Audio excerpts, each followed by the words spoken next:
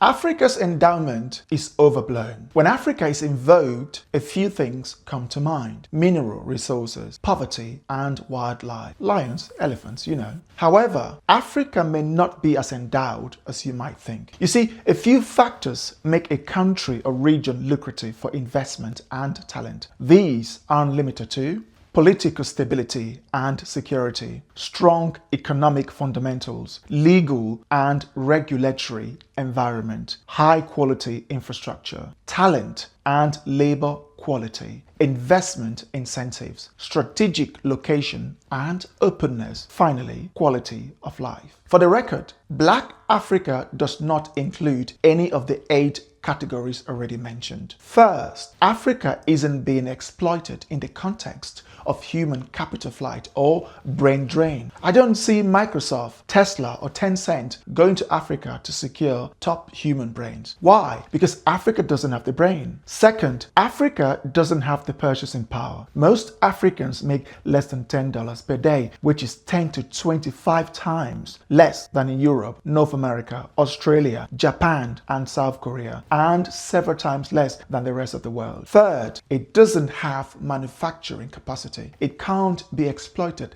like China, India, Vietnam, and other Asian countries where Western companies outsource manufacturing. Fourth, its mineral resources are not unique. Many other countries also have the same mineral resources as Africa. Yes, Africa doesn't dominate in mineral resources. What are the top 10 most important mineral resources outside crude oil, gas, gold and diamond, copper, lithium, cobalt, nickel, rare earth element, iron ore, aluminium, graphite, manganese, and platinum group metals, PGMs? Number 1, let's start with copper. When it comes to copper, the top 5 countries are Chile, Peru, the Democratic Republic of Congo, China, and the United States. When it comes to lithium, the top 5 are Australia, Chile, China, Zimbabwe, and Argentina. Cobalt, the top 5 are the Democratic Republic of Congo. It controls 70%, actually, a lot of it. Indonesia, Russia, Canada, and the Philippines. It's not unique. You can buy them somewhere else. So Africa is not unique in that. Next, nickel. Top 5,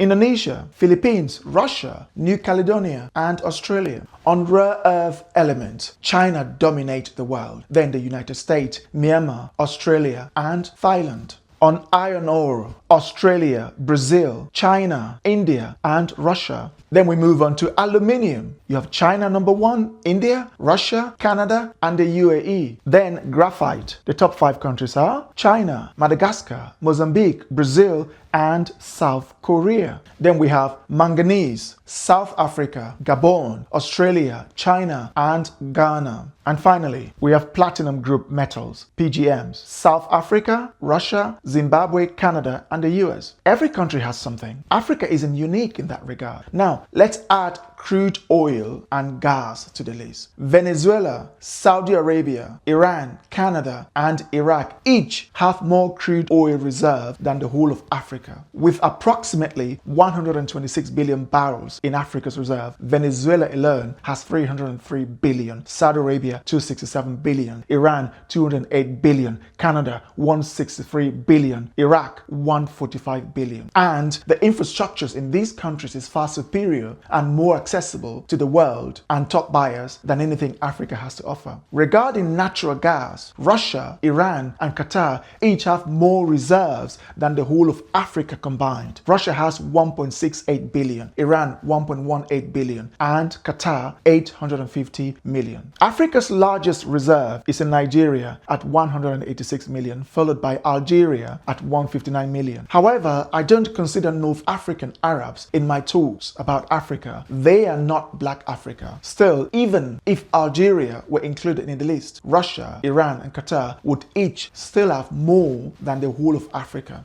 Gold. Let's talk about the gold producing countries. Number 1 is China. Number 2 is Russia. Number 3 is Australia, then Canada, then the US, before Ghana, then Mexico, Indonesia, Peru, and Uzbekistan, with just a single African country in the top 10. So Africa together produces a sizable amount of gold, don't get me wrong, but on average, Russia and Australia produces more than Africa. And gold isn't a niche mineral resources anymore. anymore anyway. Everyone has it. Moving on to diamonds. Russia, Botswana, Canada, the DR Congo, South Africa, Angola, Zimbabwe, Namibia, Lesotho, Sierra Leone are the top 10. Again, Russia produces more diamonds than any other country, followed by Botswana. Africa produces about 61 million carats yearly, whilst Russia alone produces 37 million carats annually. As with gold, it isn't unique to Africa. Yes, Africa has gold and diamonds, but so too do Russia, the US, Australia,